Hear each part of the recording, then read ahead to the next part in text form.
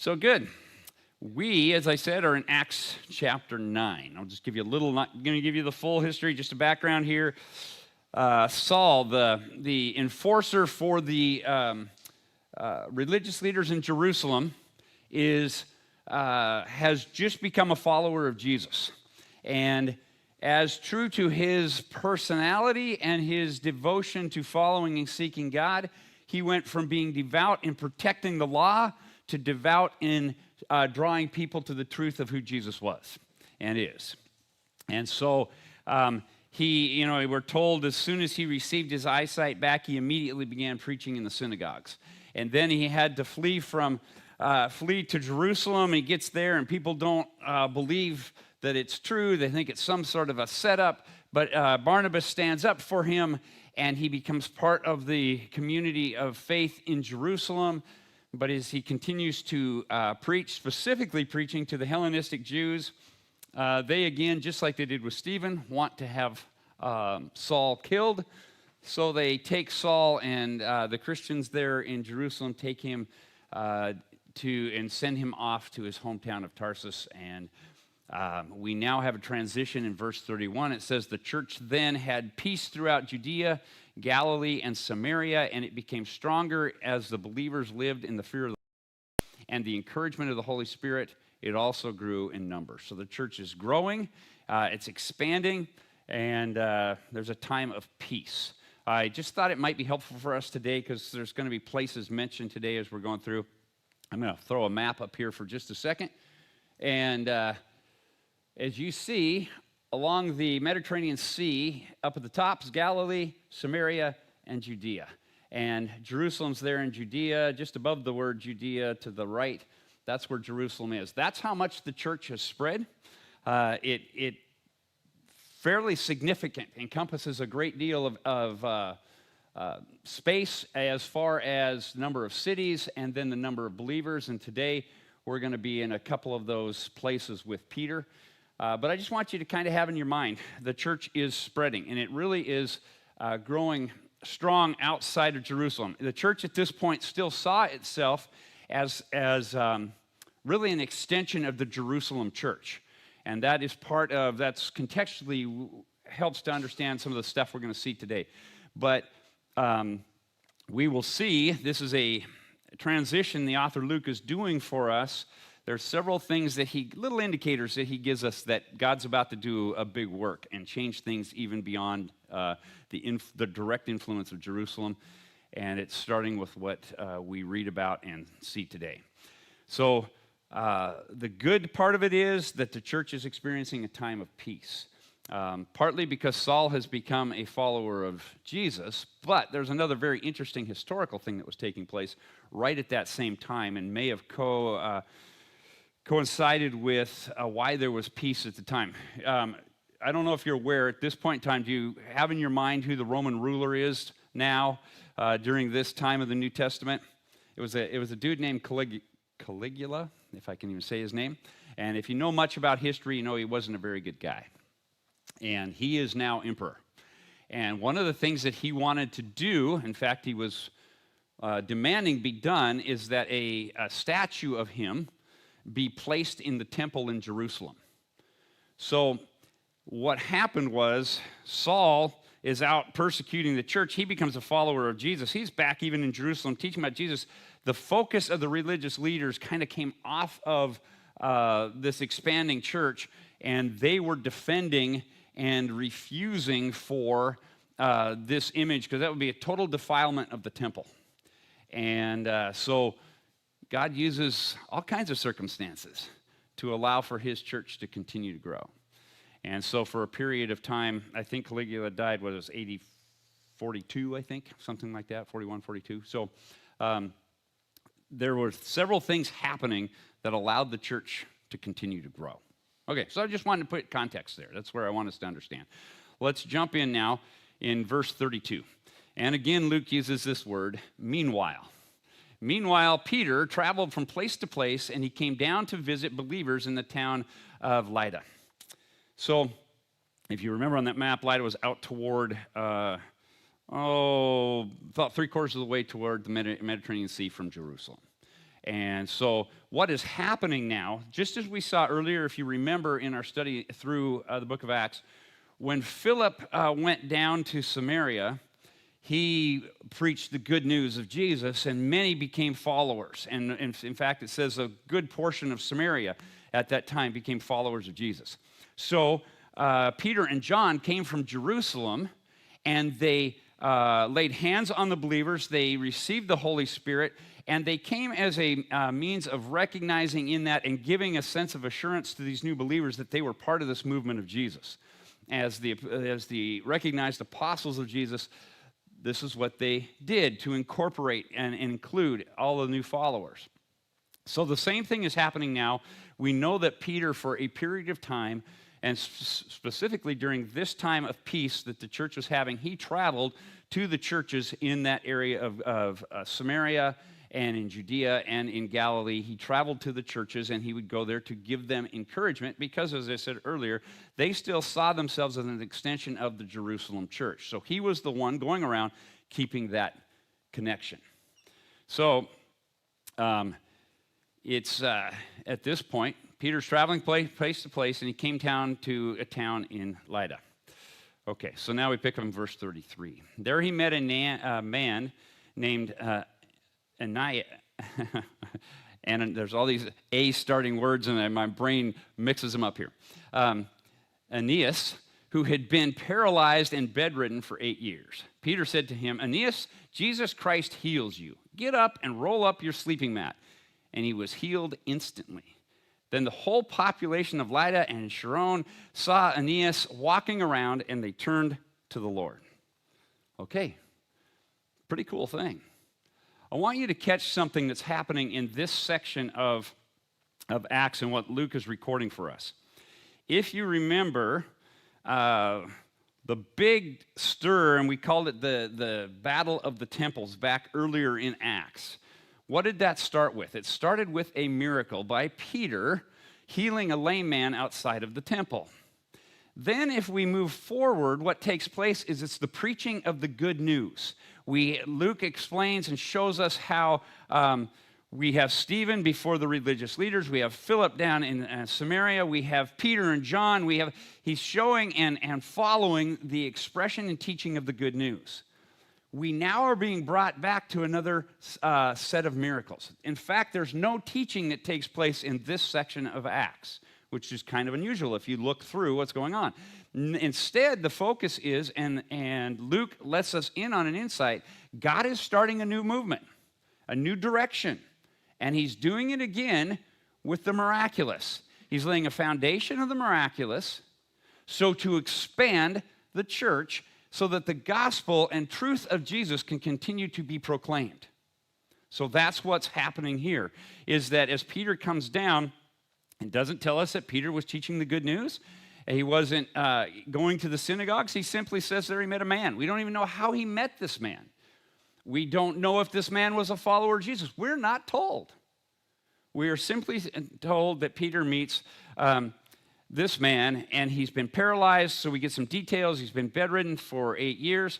Now, in verse 34, I want you to catch Peter's response. He says to him, Jesus Christ heals you. Get up, roll up your sleeping mat. It's kind of a funny statement that this is what Luke remembers him saying to this man. But what's interesting in this is that the process by which Peter goes about this, it's not a drawn out thing. It's not Peter's debating and doesn't know what to do. How do we see him? He sees this man, and instantly he says, Jesus Christ heals you. So his focus is on who's doing the healing. It's Jesus. It's an immediate expression of his faith, and it happens instantaneously. Now, why do I bring up those details? I think part of the reason that Luke records this for us and lets us see just some real finite detail in some of the expression of what's taking place, even to the fact that he says to the man, get up, roll up your sleeping mat. In fact, what that expression is that Peter's saying to him is, you're done with needing that mat. Your life has just been changed. You spent 8 years on that mat. You don't need it anymore. I'm surprised Peter didn't say, roll it up and burn it. But he's telling him he doesn't need it anymore. Here's what's significant in all of this. Peter expresses a faith that lives on the expectation of Jesus' continued work.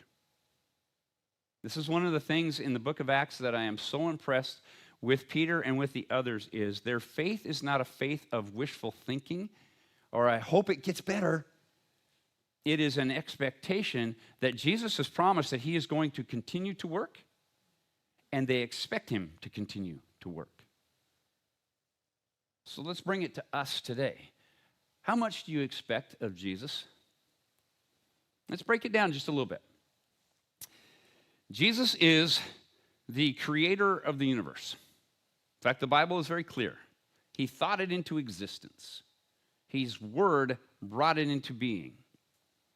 The fact that you and I sit here breathing air is because of his thoughts. Where is Jesus limited? Well, we're first responsible. He's not, right?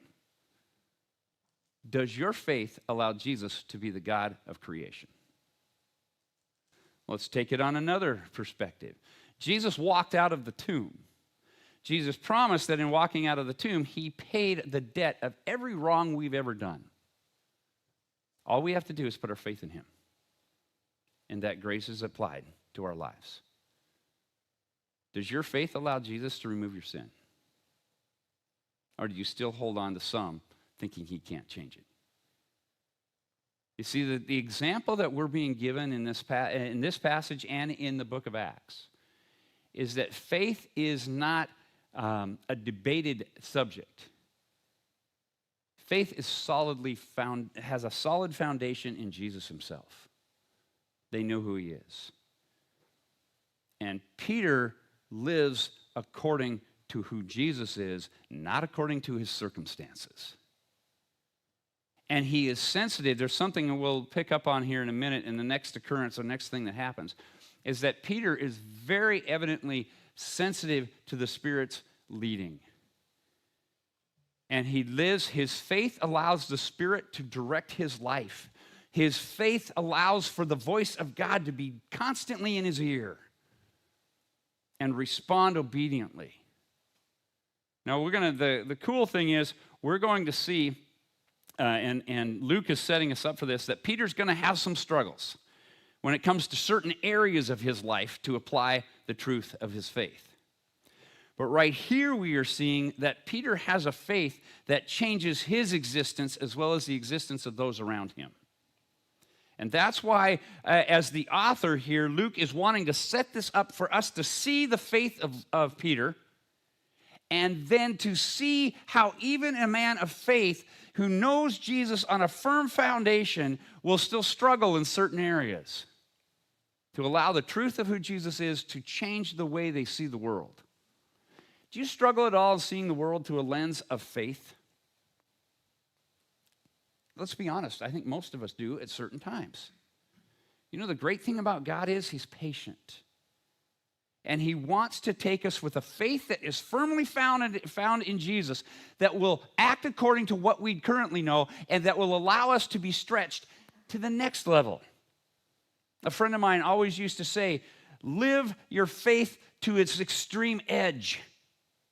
Live it to its extreme edge, and then you will see that God stretches that edge. But you will never see that edge moved if you won't live out there on that edge. The problem that most of us in Western Christianity have is that we're always trying to pull further back from that edge of faith rather than trying to push against that edge of faith. And Peter was a man who pushed the edge of faith because he believed Jesus was exactly who he said he was. And he also believed that Jesus promised that he was continuing his work through the disciples. And he knew what Jesus did when he met those who had needs. He met the needs. And so Peter responded with this man. Roll up your mat. Get up. You're done. You're done with that. Jesus is healing you. Many of us need to hear that in our own lives, in areas where we are unwilling to roll up the mat and to throw it in the fire, because we still haven't allowed our faith to reach that part of our lives.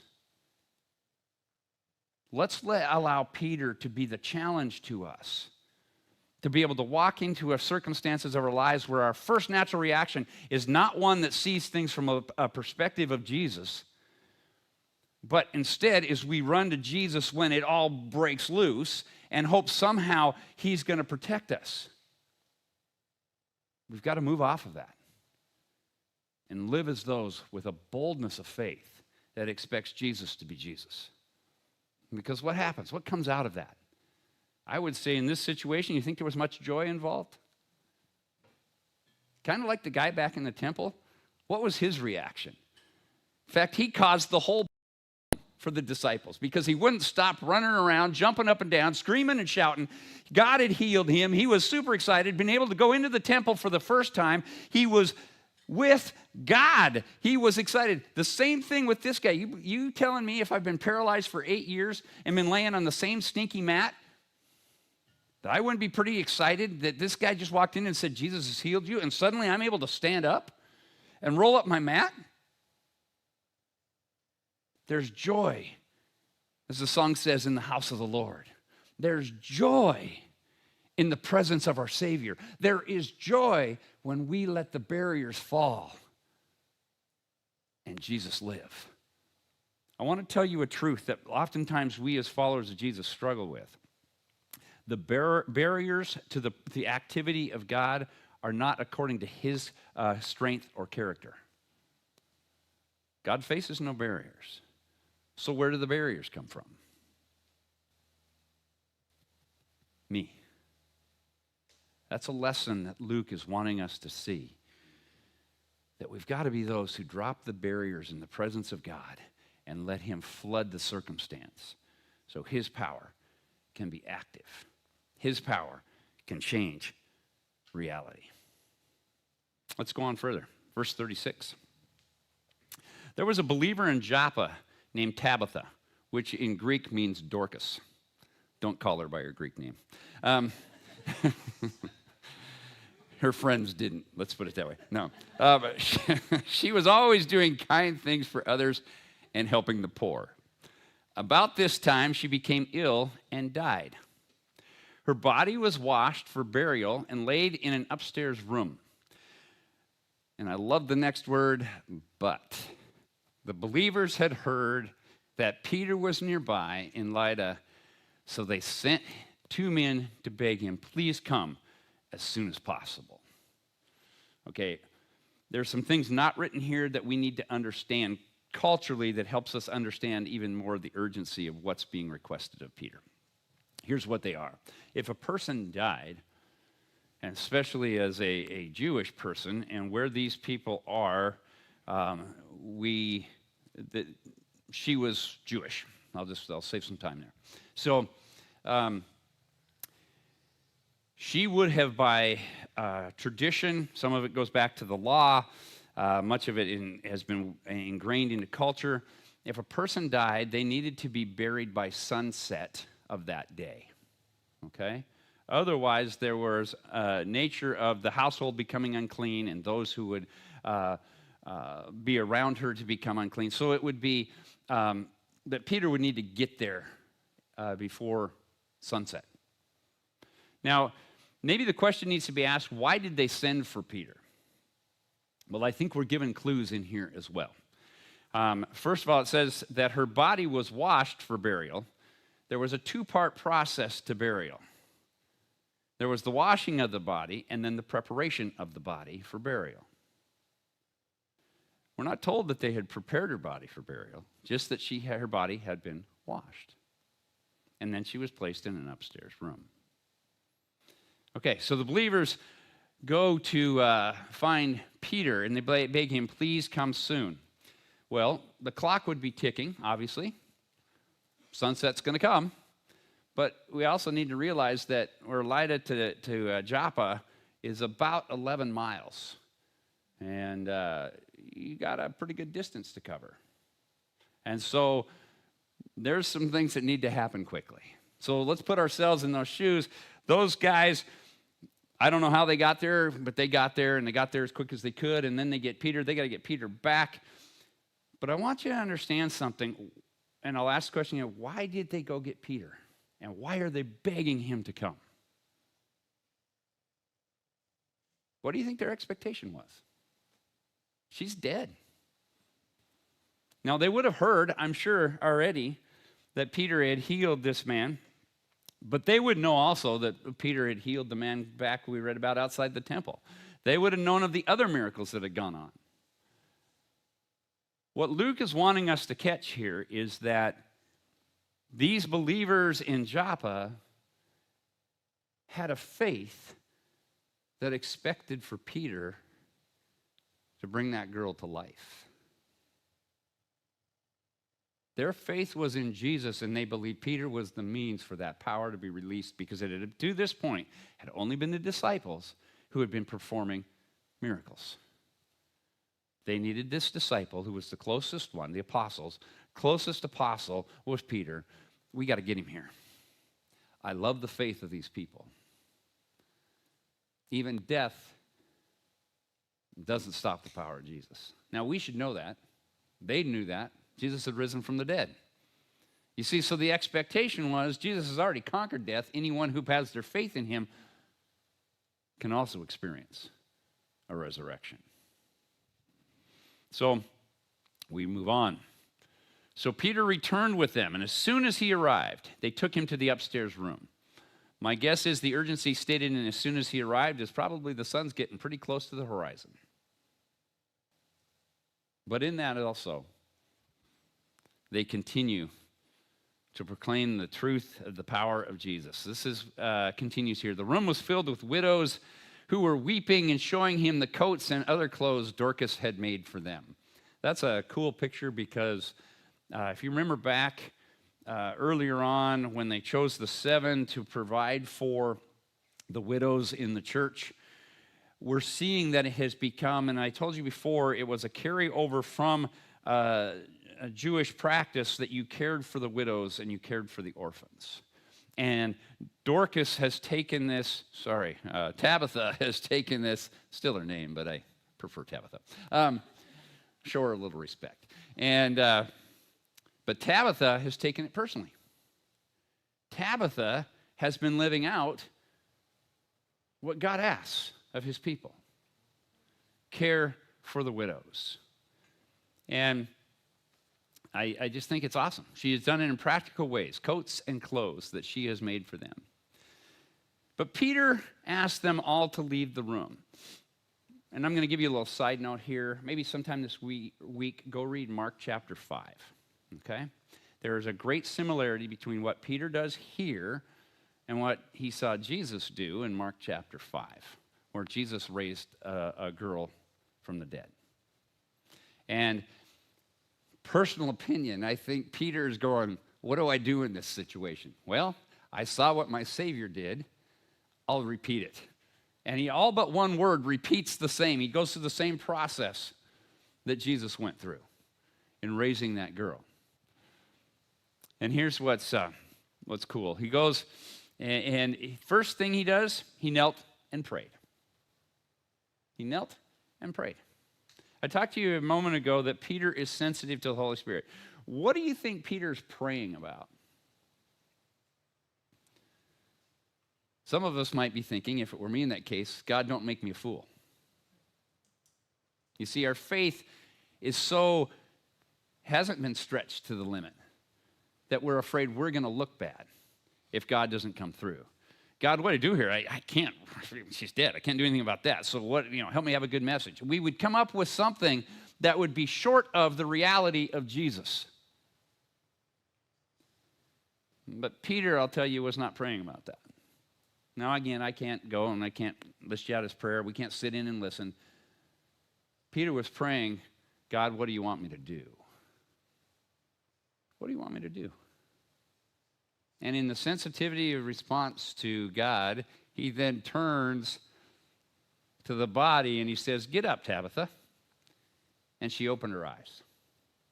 He didn't have to scream at her. He didn't go over there and keep thumping her on the chest. He didn't keep demanding that she turn. He just said, get up, Tabitha. And she turned and opened her eyes. When she saw Peter, she sat up. He gave her his hand and helped her up, and then he called in the widows and all the believers, and he presented them to them alive. Is that cool or what? You see, that's faith in Jesus. Now, what we've been saying all along through this series, same God, same purpose, same Spirit, same power. Why are we saying that? Because we have to be reminded, as we're being reminded here with Peter, that there is a need for followers of Jesus to throw away the concept that being his disciple is for some means of making my life better, enriching my life, to get me the things that I want to have. Being a follower of Jesus is to be an instrument of his expression. That's what we are given the privilege of being. An instrument of the activity of Jesus. If we began to approach our faith from a perspective of who Jesus is and living at the edge of our faith with expectation, might we see things happen that we never anticipated? I don't know if God's going to have you bring somebody back to life, but there might be many lives that we brought to life in him, because if we started living our faith on the edge, we are often living with Jesus as our protector rather than Jesus as the one who is the active attacker of hell in my life. What was the promise? The gates of hell will not prevail against it. It was an action toward, not a running away from.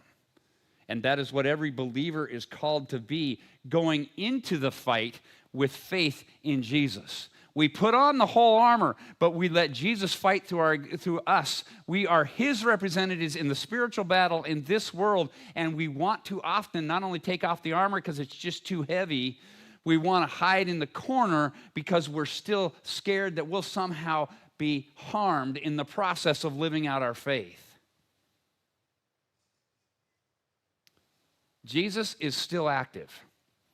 God still has the same purpose in mind, that every human being has the opportunity to hear of salvation in his Son, to be able to address every failure in their life and bring forgiveness and healing and wholeness. And when we who know him refuse to stand in the battle because we are uncertain of our own selves, not that we don't even come to Jesus at that point, we have to turn and stand in Jesus in the midst of the battles of this life, because people are dying. And he's given us with the same purpose, and he's given us with the same Spirit, and he says, go stand in the midst of it. And you pray hard. God, what do you want me to do? And when I tell you, you speak the truth. Get up, walk, stand up. You're not dead. God is redeeming you. God is bringing forth life in you, because I know that life in me. It's easy for us to think that faith in Jesus is a practice that we've got to know the steps to, rather than a powerful existence in a world that needs to know the purpose and presence of God. It doesn't mean you have to do it perfectly. It doesn't mean we won't make mistakes. It doesn't mean we won't even fail at times. We're getting to that part of it here in just a little bit. See, this is the great thing that I love about what God has recorded for us through the words that Luke has put down for us, is that we see the strength of Peter's faith in this point, but God's going to expose the weakness of his faith in the coming chapter. This is all, they go together. It's all a setup in a very positive way for those of us who now are the recipients of this letter. We get to see what it is so that we will examine in ourselves, where's my prejudice? Where's my weakness? Where's my unwillingness to go forward in faith with Jesus? But when we step out in faith, I'll say it again, there's joy. How happy do you think it was in the house when Tabitha walked down the stairs? What kind of awe filled those people? Their expectations were met. Their God, their Savior had raised this girl to life. I want us to be a people that raise dead people to life. And some of us, that may seem overwhelming. It's not you, it's Jesus. And he has placed us in a world where people are dying. And he's given us the ability, my Spirit, through you, you can resurrect lives. They need to see Jesus. What a great example we have laid out for us here. Verse 42. The news spread through the whole town, and many believed in the Lord. And Peter stayed a long time in Joppa, living with Simon, a tanner of hides. Okay, I want you to notice two things. I'm going to go back to verse 35. The whole population of Lydda and Sharon saw Aeneas walking around, and they turned to the Lord. And then at the end of 42, the news spread through the whole town, many believed in the Lord. Not one preached word. 2 acts of faith. And whole areas and towns came to follow Jesus. You see how important? You don't have to have the right words. We just need to live our faith. A faith that allows Jesus to be who he is, and a faith that lives with an expectation. Jesus, we need you here. I would love it for you if your friends are calling you, I need you to come quickly.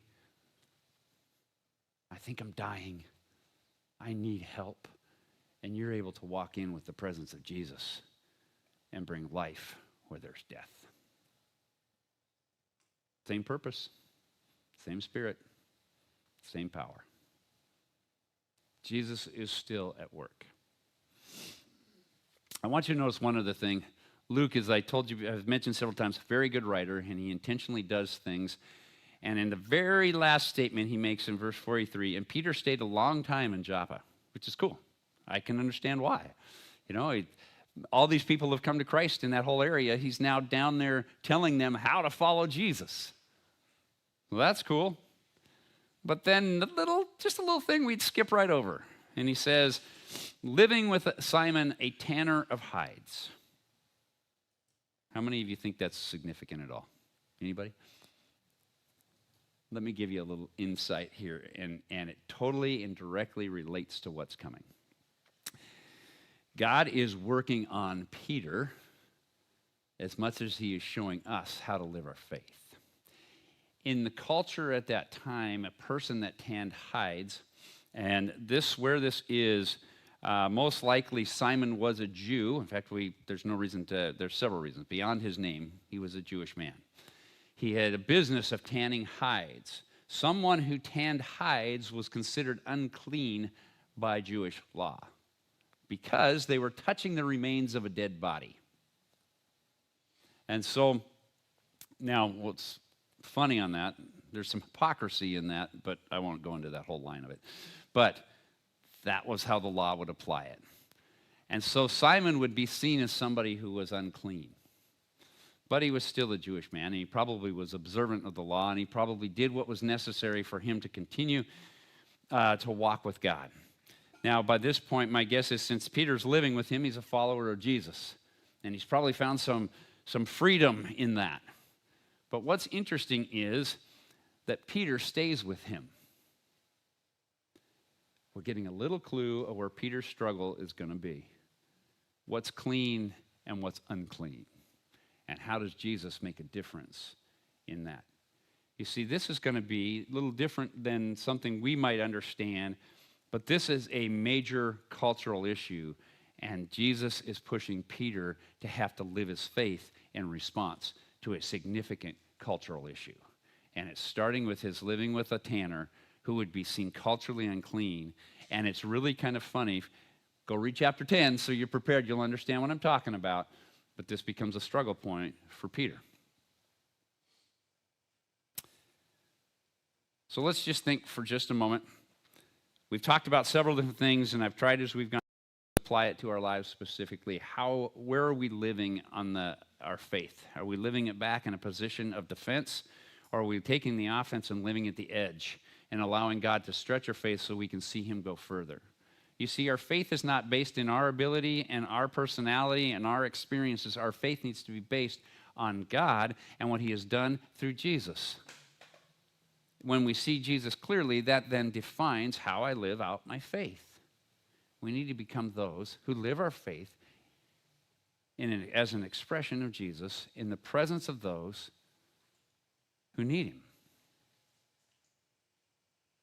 Now, I honestly believe God's still working, doing physical miracles. I've seen them, and I know he's still doing them. But beyond this, the point and the focus is not the miracles, it's the life of the person who's being used to allow Jesus to be expressed in a circumstance. Peter, at this point, serves that example. Each one of us needs to be willing to ask God, am I living my faith where you can use me as an example? Use my faith to change somebody else's life, to bring life where there's death, healing where there's brokenness. Are we living our faith? I want to give us just a couple of minutes just to consider that. So here's what I'm going to give you the opportunity to do. Just go silently for God, silently on my part, be quiet in here, and talk to God. Where does my faith need to be stretched? Where am I not living it at the edge of your existence in my life? Where am I allowing, some spiritual fat to build up so I'm feeling insulated from your activity? Show me where it is. Show me where I need to go. Let's talk to God.